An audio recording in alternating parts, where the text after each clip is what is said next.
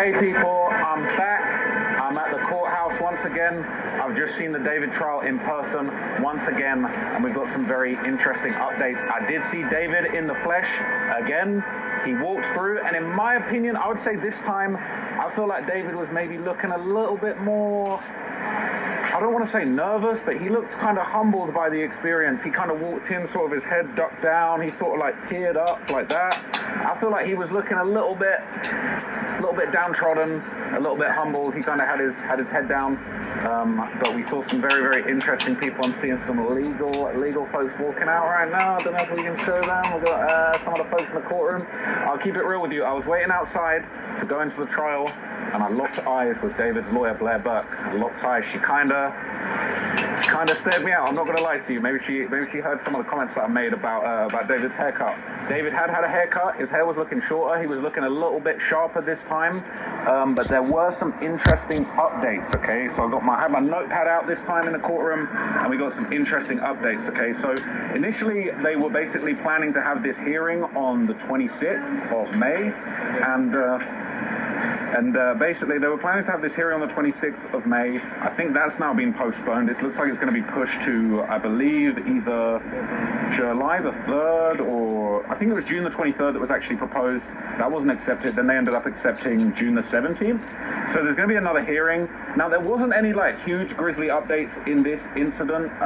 Fortunately, we didn't find out anything else horrible because there's been some dates we've gone to where some of the details coming out in the courtroom are just heartbreaking.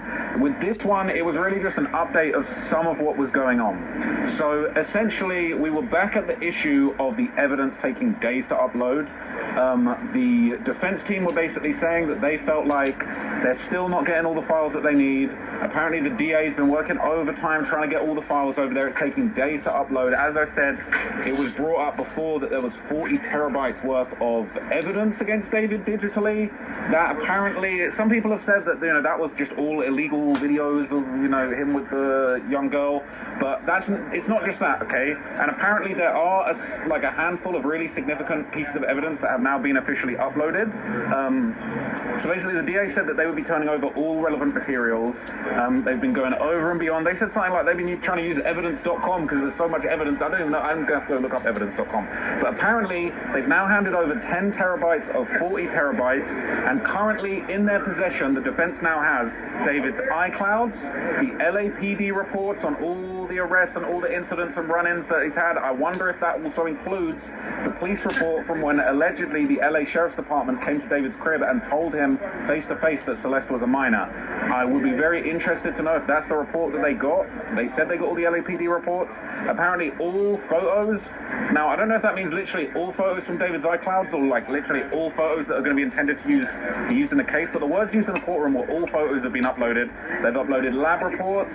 I believe they've uploaded videos. Now, all of David's iCloud would suggest that they have potentially uploaded the illegal videos or the videos that include Celeste that are not good, all right?